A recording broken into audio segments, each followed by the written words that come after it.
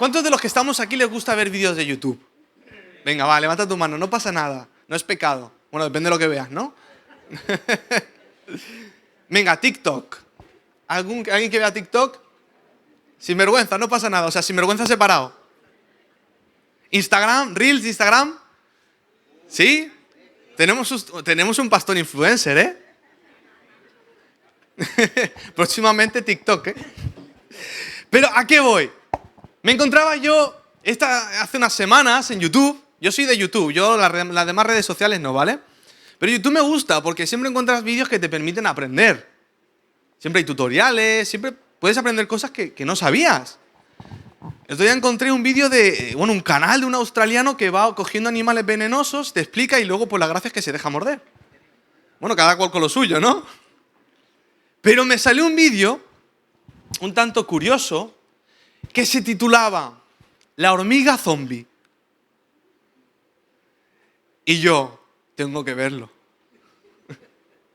Porque la miniatura, o sea, la imagen que sale del vídeo era la siguiente.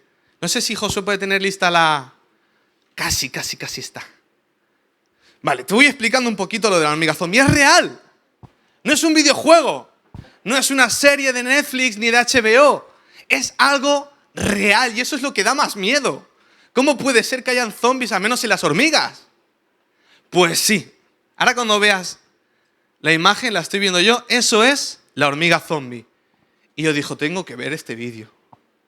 Y resulta que existe un parásito, un hongo llamado Cordyceps, que su característica es que cuando infecta a una hormiga, entra dentro de su diminuto cuerpo, se empieza a alimentar por dentro de la hormiga, empieza a alimentarse de lo que se alimenta la hormiga, va creciendo dentro de ella, hasta que finalmente llega al cerebro, hace que crezca un champiñón en su cabeza, como lo estáis viendo, y controla su comportamiento por completo.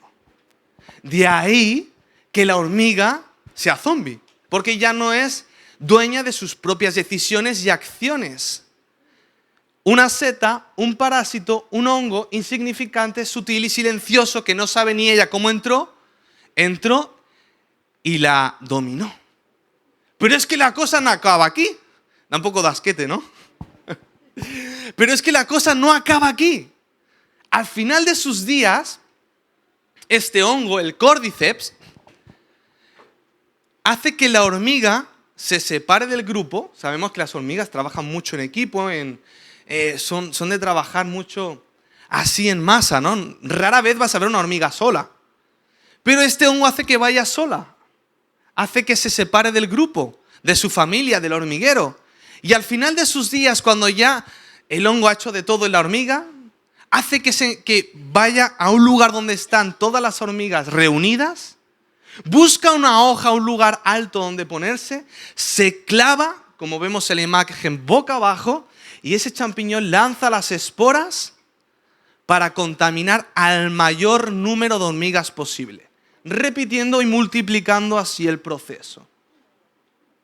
Y digo yo, ¿si esto pasara en humanos? ¿No te lo preguntas alguna vez? Yo le digo, uy, pues no pasa nada. No pasa nada. De hecho, esto lo utilizan como medicina en el Tíbet, ¿vale? Este tipo de hongos. Este tipo de hongo no sobrevive dentro del organismo humano, ¿vale? Menos mal, porque si no, imagínate.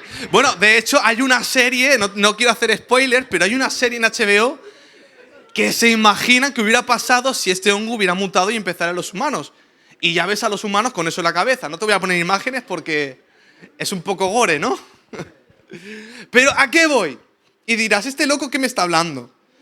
Los que me visitan por primera vez, ahora vais a entender el porqué. Hay un veneno. Hay un parásito igual o que incluso es peor que el Cordyceps. Silencioso, sutil, contagioso y letal, llamado la envidia. Por eso he titulado el mensaje de hoy, un veneno silencioso, la envidia. Y quisiera que me pudieras acompañar a Génesis capítulo 4, versículos del 3 al 12. Y si lo tienes, me regalas un fuerte amén. A ver, Efraín. Acabo de decir el título, ya lo tiene. Perfecto. Acá ya tenías ahí la chuletilla, ¿eh? Bueno, ¿lo tenemos, iglesia? Amén. Pues leemos la palabra en nombre del Padre, del Hijo y del Espíritu Santo. Amén. Y aconteció que andando el tiempo, que Caín trajo del fruto de la tierra una ofrenda a Jehová. Y Abel trajo también uno de los primogénitos de sus ovejas, de lo más gordo de ellas. Y miró Jehová con agrado a Abel y a su ofrenda, pero no miró con agrado a Caín y a la ofrenda suya. Y se ensañó Caín en gran manera y decayó su semblante. Entonces Jehová dijo a Caín: ¿por qué te has ensañado y por qué ha decaído tu semblante? Si bien hicieres, ¿no serás enaltecido? Y si no hicieres bien, el pecado está a la puerta. Con todo esto, a ti será su deseo, y tú te enseñorearás de él.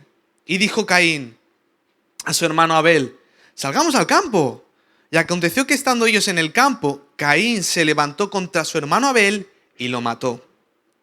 Y Jehová dijo a Caín: ¿dónde está tu hermano Abel? Y él respondió: no sé, ¿soy acaso yo guarda de mi hermano? Y él le dijo: ¿qué has hecho? La voz de la sangre de tu hermano clama a mí desde la tierra. Ahora pues, maldito seas tú de la tierra que abrió su boca para recibir de tu mano la sangre de tu hermano. Cuando labres la tierra, no te volverá a dar su fuerza. Errante y extranjero serás en la tierra. ¡Wow! Estamos ante el primer genocidio de la historia. Se cargó una cuarta parte de la humanidad. Una tragedia familiar. O sea, dos hermanos. Uno mata al otro simplemente porque Dios vio con mayor agrado una ofrenda antes que la otra. Pero vamos a ver, ¿quién propone el dar una ofrenda a Dios? Cualquiera que leyera rápido pensaría que Abel, ¿no? Pero fue Caín. Caín tomó la decisión de dar una ofrenda a Dios, a lo que Abel dije: bueno, pues me parece una buena idea, es una buena oportunidad para mostrar gratitud a Dios, para adorarle, para honrarlo. Me apunto, yo también. Y los dos ofrecieron, pero vemos que una de las dos ofrendas fue aceptada, alegró el corazón de Dios, mientras que la otra fue rechazada. Es en ese momento cuando aparece por primera vez en la historia de la humanidad un nuevo sentimiento: la envidia.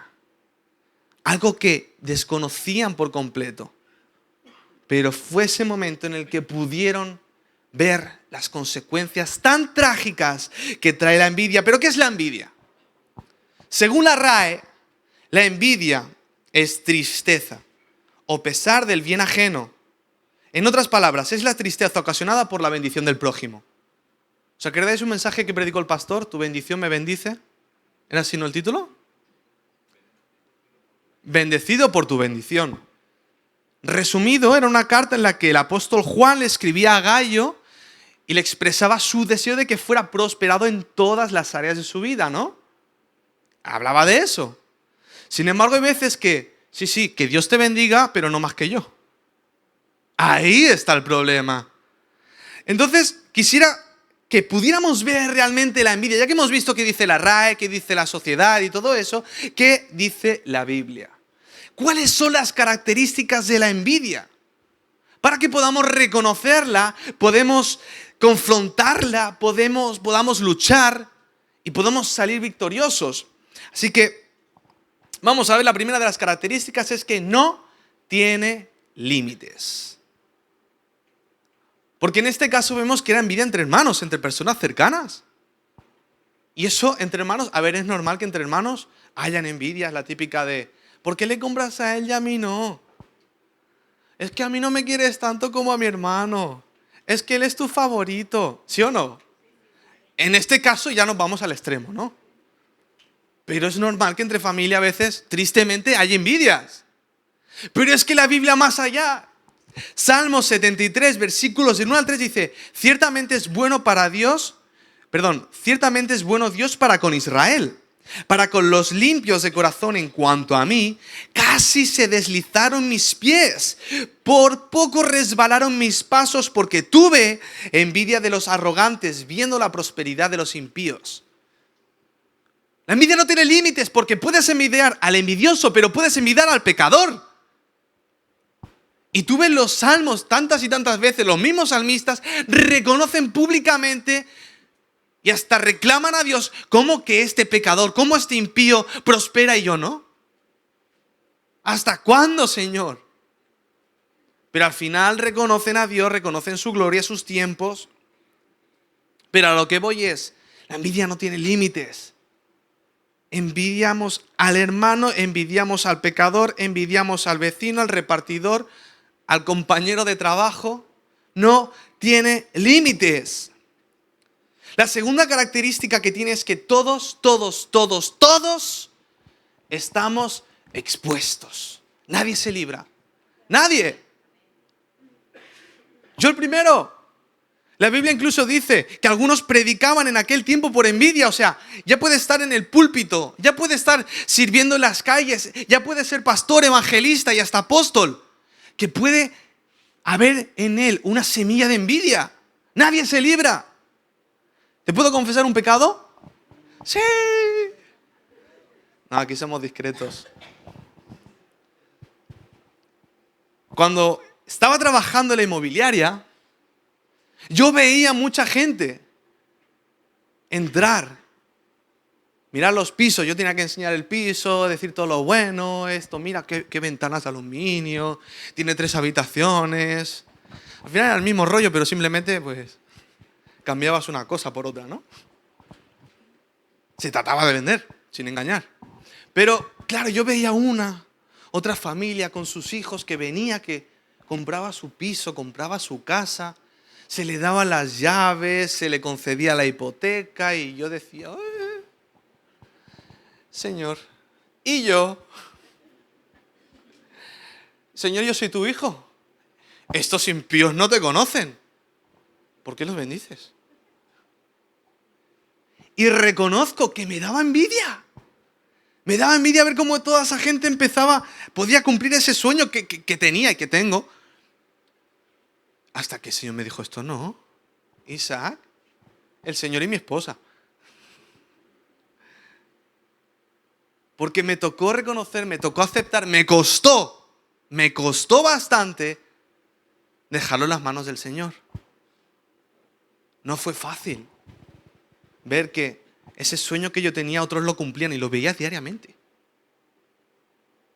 Y todavía tienen tiempo todavía se puede ahorrar, ¿eh?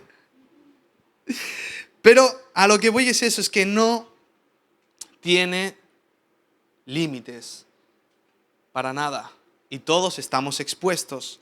La tercera característica que tiene la envidia es que es pecado. Es pecado. Éxodo 20:17 dice, no codiciarás la casa de tu prójimo. Ay, aquí el Señor me dio con todo, me hizo plaga. No codiciarás la mujer de tu prójimo, ni su siervo. Anda, que también vaya amigos tienes que tener para que tengas siervos. Ni su criada, ni su buey, ni su asno, ni cosa alguna de tu prójimo. Es pecado. Pero es que el pecado nunca te va a decir, hola, soy pecado. El pecado siempre va a mostrarnos con la siguiente característica, que es sutil, silencioso y progresivo. Porque en este caso yo pregunto, ¿dónde estaba la serpiente? A la serpiente se la vio venir. Eva, ¿qué te ha dicho Dios? Que no comas del árbol. Mira, pero ¿tú has visto cómo está esta fruta? Porque no era una manzana, por cierto. No se sabe qué fue. Pero aquí no había ninguna serpiente a quien echarle la culpa. Aquí no había ningún personaje que los tentara, que le dijeran, Caín, mira, ¡buah, tu hermano! Eso lo ha hecho para fardar delante de Dios, para dejarte mal, ¿eh? ¿Eso que está haciendo? Es para dejarte en evidencia. Aquí no había nadie, fue el propio Caín en su carne que pecó. Recuerdo, justamente esta mañana estábamos viendo la película con los niños, Intensamente 2, del revés. ¿La habéis visto? Bueno, básicamente es una película de dibujos en la que trata de las aventuras, de las emociones de una niña, ¿vale? Y está, pues, alegría, está tristeza, está asco, está miedo, ¿no? Ira, por ejemplo, ira es una pasada, ¿eh? Y cada una de las emociones es un personaje. Pero es que resulta que ahora en esta segunda película aparecen nuevas emociones como ansiedad, vergüenza, aburrimiento. Y hay un personaje, el más pequeño de todos, que se llama, ¿cómo se llama? Envidia. Y tú ves todos los personajes, vergüenza gigante, ira, todos son de un tamaño medio, pero envidia es pequeñito, es como un pitufín. Eso nos da a ver que el mismo mundo, las mismas personas que no conocen a Dios son conscientes de que la envidia es sutil, silenciosa y progresiva. La siguiente característica que vemos es que la envidia es letal. ¿Qué pasó con la hormiga al final? Al final la hormiga muere. La hormiga del Cordyceps muere. Y en este caso, lo que empezó como un pensamiento, como un sentimiento de rechazo, un sentimiento de fracaso, un sentimiento de envidia, al final acabó en asesinato. Y quizás pensemos, bueno, yo tampoco voy matando hermanos por la vida, ¿eh? Espero. No voy con machete. Pero es que la Biblia va más allá. En 1 de Juan 3:15 dice, todo aquel que aborrece a su hermano es homicida. Y sabéis que ningún homicida tiene vida eterna permanente en él. O sea, la Biblia nos enseña que ya no es el hecho de matar a alguien, es el hecho de aborrecer a alguien. A ojos de Dios te convierte en homicida. Porque nace en el corazón, todo pecado nace en el corazón, nace en la mente, es donde se gesta y progresivamente va del pensamiento al corazón a la acción. Es un paso previo a que peques. Por lo que ya Dios lo establece como pecado. Y por último, es contagiosa. La hormiga al final, ¿qué hace? Se engancha la hoja a un lugar alto donde sabe que hay un montón de hormigas y contagia a todo el hormiguero. Hebreos 12:15 nos dice, mirad bien, no sea que alguno deje de alcanzar la gracia de Dios que brotando alguna raíz de amargura os estorbe y por ello muchos sean contaminados. ¿Cómo empezó la envidia? ¿Cómo empezó este asesinato? Por una raíz de amargura, por una amargura provocada por el hecho de que su ofrenda fue rechazada de Abel, ¿no? Pero es que entonces aparece Dios en escena. Y yo no sé tú, pero si tú te lees por primera vez el Antiguo Testamento, ¿qué sensación te da Dios? Tú ves a Jesús en el Nuevo Testamento, ama a tu prójimo, ama al Señor, el samaritano, la oveja perdida, ¿no? Y ves un Jesús amoroso, misericordioso, ¿no? Pero si tú lees el Antiguo Testamento, aparentemente parece que Dios está enfadado todo el rato, ¿no? Pero es que si lees más atentamente, ves un padre. Ves a un padre. Porque no podemos dejar de hablar de que Dios es amor, pero también es justicia. Y si no fuera justo, dejaría de ser Él. Con lo cual, podemos ver como Jesús mismo dijo, Jerusalén, Jerusalén, que matas a los profetas y apedreas a los que te son enviados. ¿Cuántas veces quise juntar a tus hijos como gallina junta a sus polluelos debajo de las alas y no quisiste? Una y otra vez, cuando vemos el juicio de Dios, es porque habían siglos de pecados, siglos en los que Israel ignoraba a Dios, siglos en los que Dios enviaba profetas a los que mataban en la mayoría de los casos y aún así preferían seguir en su pecado. Y esto no era, este caso, esta situación que estamos viendo no era era lo mismo, el mismo patrón de Dios. Porque antes de que haya el homicidio, antes de que ocurra este gran pecado, Dios tiene una conversación con Caín. Y si vamos a la Nueva Traducción Viviente, que es en ocasiones un poco más clara, podemos leer lo siguiente. Génesis 4, 6, 7 de la Nueva Traducción Viviente dice: ¿por qué estás tan enojado? Preguntó el Señor a Caín. ¿Por qué te ves tan decaído? Serás aceptado si haces lo correcto, pero si te niegas a hacer lo correcto, entonces ten cuidado. El pecado está a la puerta, al acecho y ansioso por controlarte, pero tú debes dominarlo y ser su amo. O sea, ¿te das cuenta de cómo Dios quiso evitar esa tragedia aunque ya sabía que iba a pasar? ¿Cómo quiso hablarle como un padre? Porque yo no veo a Dios, te vas a ir al infierno, pecador. Yo veo un padre que se acerca a Caín y le quiere dar otra oportunidad, que quiere ser justo con él, que quiere darle ese espacio para que reflexione. Incluso le dice, hey, vale, has hecho mal, no ha sido correcta la forma en la que has presentado tu ofrenda, pero si lo haces bien, yo la aceptaré con mucho agrado y alegrarás mi corazón, como he hecho con tu hermano. Pero vemos que Caín tomó otra decisión. Dice aquí que será aceptada su ofrenda, como expresa en la traducción viviente. Pero es que en el hebreo original, esta palabra aceptada es shit. Y va más allá porque significa, no solo aceptado, verás, significa que será alegría, que será júbilo, que será exaltación, que habrá un crecimiento de rango o de carácter. En otras palabras, Dios le estaba diciendo, si te retractas, si corriges la forma en la que has presentado tu ofrenda, habrá alegría en tu corazón, habrá júbilo, habrá crecimiento, habrá madurez. Si estás dispuesto a corregir tu pecado. Pero ten cuidado, porque el pecado está a la puerta, acecha y está ansioso por controlarte. Y es que no podemos evitar que el enemigo lance pensamientos intrusivos, tóxicos o dañinos, sí o sí. No lo podemos evitar que lance sus dardos. Pero sí está en nuestras manos hacer que esos pensamientos no penetren en nuestro ser y no carcoman nuestro espíritu. Hemos dicho que todos estábamos expuestos a la envidia. Todos, no lo podemos evitar, pero sí podemos evitar que ese pensamiento llegue a nuestra mente y nos controle y nos domine. Y ahora vamos con el tercer personaje de la historia, Abel, porque yo me pregunto, ¿qué culpa tuvo Abel? ¿Tú ves acaso a Abel fardando de su ofrenda? Para nada. Porque como hemos dicho, la idea fue de Caín. No lo provocó, yo no veo ni arrogancia, ni orgullo, ni prepotencia, ni querer hacerse un selfie con su ofrenda para ganar likes. Tampoco había mucha gente que le diera likes, solo 3. Pero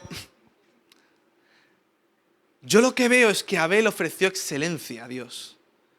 Hebreos 11:4, que es como el salón de la fama de todos los personajes de la Biblia, dice, por la fe Abel ofreció a Dios más excelente sacrificio que Caín, por lo cual alcanzó testimonio de que era justo, dando Dios testimonio de sus ofrendas y muerto aún habla por ello.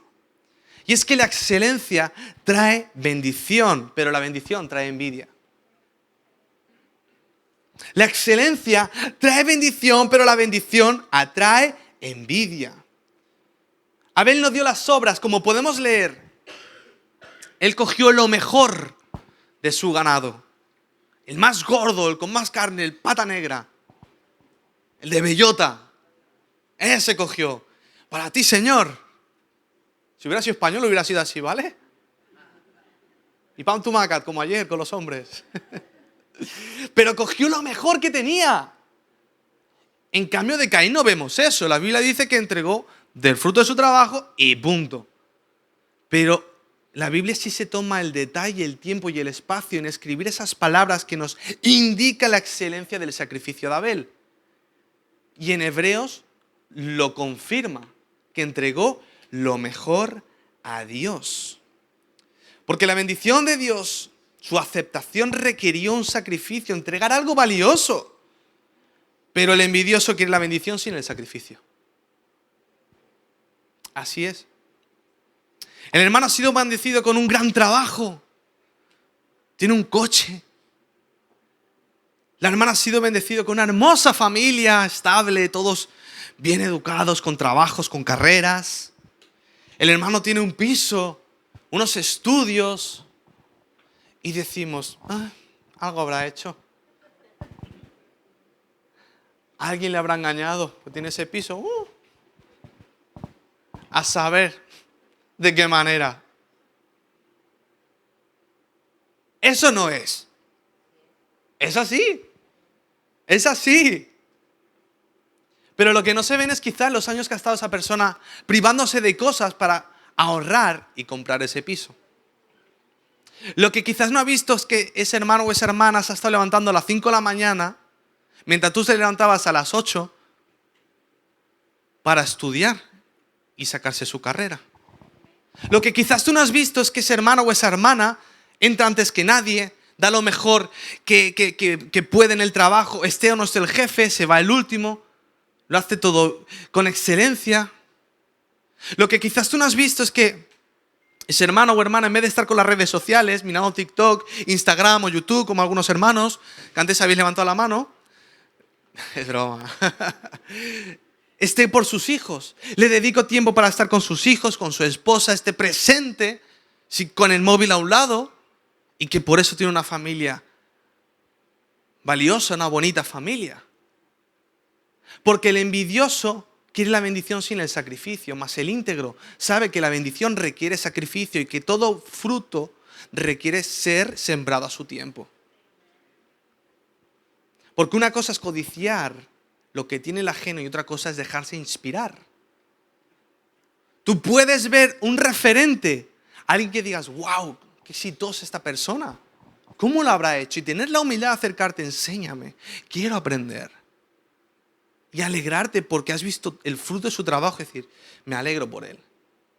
Qué bueno que Dios le haya bendecido, que haya respondido a ese sacrificio, a esa entrega, a ese trabajo. Quiero aprender. Eso es inspiración. Pero otra cosa es estar triste porque el otro está prosperado. Pero vemos que lo primero que apareció fue la crítica. Mateo 11, del 18 al 19 dice, porque vino Juan, que ni comía ni bebía, y dicen, demonio tiene. Vino el Hijo del Hombre, que come y bebe, y dicen, he aquí, un hombre comilón y bebedor de vino, amigo de publicanos y de pecadores. Pero la sabiduría es justificada por sus hijos. O sea, estamos hablando que a Jesús lo envidiaban. Que a Juan el Bautista lo envidiaban. Decía Juan el Bautista, pues está poseído, está para allá, está pasadico. Venía Jesús, glotón y borracho. A lo que Jesús dice, pero a ver, está uno que ni bebe ni come, que tiene una dieta a base de langostas, ahí, una vida súper sencilla y lo llamáis poseído. Vengo yo, que no soy tan personaje como Juan, y me llamáis glotón y borracho. Total, a lo que vamos que es que hagas lo que hagas, va a haber crítica. Va a haber envidia. Hagas lo que hagas. Si al maestro ya lo criticaron por ello, si a Juan, que era el mayor de los profetas, lo criticaron por ello, ¿cuánto más se va a decir de nosotros que somos simples humanos? A lo que lanzo la siguiente pregunta. Entonces nos quedamos de brazos cruzados y así nadie me envidia, ¿no? Así nadie me critica. La vida es más fácil, ¿no? Yo no sé tú, pero yo prefiero ser criticado por hacer crecer y servir, aunque me equivoque, porque me equivocaré, que estar quieto, callado y sin fruto para evitar la crítica. ¿Te lo repito? Prefiero ser criticado por hacer crecer y servir, aunque me equivoque porque me equivocaré, y muchas veces te pido perdón de antemano, que estar quieto, callado y sin fruto para evitar la crítica. Porque ¿sabes qué? A pesar de todo, se hablará. Si haces, porque lo haces mal. Si no lo haces, porque no haces nada. Se hablará, pues entonces yo prefiero que haya crecimiento a hacer, equivocarme, porque me equivocaré, pero al menos no vivir con una vida pensando, ¿y si hubiera hecho esto? ¿Y si hubiera hecho lo otro? Prefiero buscar esos frutos que sé que el Señor tiene para mí, para mi vida. Así que vamos a la conclusión. Tras el homicidio, Dios llama a Caín y le pregunta, ¿dónde está tu hermano? ¿Acaso Dios no sabía dónde estaba su hermano? Claro, que sabía dónde estaba su hermano. Pero algunos teólogos dicen y defienden que esta pregunta lo que buscaba era que Caín se arrepintiera. A pesar de haber tenido una conversación, a pesar de que le había advertido, Dios quería ofrecerle la oportunidad de arrepentirse. Eso es lo que dicen algunos teólogos. Pero sea o no sea, la respuesta de Caín es, no sé. ¿Soy yo al caso el guarda de mi hermano? O sea, encima se molesta, el cara dura. O sea, te cargas a tu hermano. Dios tiene una conversación contigo para evitar que eso pase, pero pasa. Dios te pregunta, ¿dónde está tu hermano? Y encima tienes el descaro, o sea, que le estás hablando a Dios, ¿eh? ¿Tienes el descaro de hablarle con esta frialdad? Por lo que es castigado, trabajaría sin fruto. Una vida estéril vagaría por el mundo sin hogar, sin descanso, con la vergüenza, la culpa, y todos reconocerían lo que era, lo que había hecho y la tragedia que llevaba en sus espaldas. Porque dice la Biblia que Dios puso una marca en él. ¿Te imaginas vivir con esa carga para toda la vida? Su tiempo ya había pasado. Dios le había dado la oportunidad, pero finalmente Él no quiso. Y yo creo que todos estamos en un momento en el que todavía Dios no nos ha condenado. Estamos en un momento de gracia. Y ya que todos hemos sido envidiados y envidiosos, yo el primero, yo habré sido con el piso, tú a saber con qué. Pero yo creo que este no es un mensaje de condenación. Para nada. No es un mensaje, quizás algo confrontativo, sí, lo siento. Pero lo que creo que el Señor nos está diciendo en su palabra en esta tarde es que Él no quiere que vivamos tristes, amargados, que vivamos deprimidos. Porque la envidia, lo que hemos leído tanto en la definición de la RAE como en los versículos, es que es tristeza y amargura para el corazón. ¿Tú quieres ver a tu hijo así amargado? Yo sé que cuando está adolescente, pues casi todos los días está así, ¿no? Quizás, por lo que me han contado. Pero tú quieres ver a tu hijo contento, alegre, feliz, sano, ¿no? Y Dios nos quiere ver de la misma manera, pero la envidia impide que esa alegría fluya en nosotros, que esa vida plena que quiere darnos fluya en nosotros. La envidia mata, pero también impide que des fruto. Porque Caín iba a trabajar duro la tierra, pero no le iba a dar fruto. A lo que voy es, el Señor en esta misma tarde, si es cada cual con Dios, si hay algo que nos haya hablado, algo que el Espíritu Santo nos haya dicho hoy, pues sí, ¿verdad? Creo que he sentido envidia por esta persona, por el otro, por aquel. Todos estamos expuestos, hermano, que nadie se haga. En este momento el Señor te dice, venga, ven, no pasa nada, hablemos, el pecado está a la puerta, sí, pero ahora estamos en el momento exacto de evitar que pase una tragedia en tu vida. Estamos en el momento exacto de evitar que haya una discusión familiar, que haya una discusión matrimonial, que hayan rupturas en relaciones de padres e hijos, de amistades de años. Estamos a tiempo de evitar que pasen cosas peores. Ahora, en este mismo instante, evitemos una tragedia porque el pecado está a la puerta, esperando a que pises el palito, esperando a que le des paso. Por eso ahora, arrepiéntete. Arrepiéntete en este momento. Porque ¿cuál es el remedio? El arrepentimiento, no hay más. La hormiga se aislaba del resto del equipo, del resto del grupo. Y eso es lo que no quiere el Señor que hagamos nosotros. Juan 13:35 dice, en esto conocerán que todos sois mis discípulos si tuvierais amor los unos por los otros. No nos conocerán como discípulos de Cristo porque prediquemos bien, porque caigamos bien a la gente. No nos conocerán en las calles porque hagamos obra social. No nos conocerán en las calles porque salgamos en la televisión dando grandes mensajes, porque tengamos la iglesia más bonita de Barcelona, no. La palabra nos enseña que únicamente se nos conocerá como discípulos del Señor si nos amamos los unos a los otros. Todo lo demás es fruto.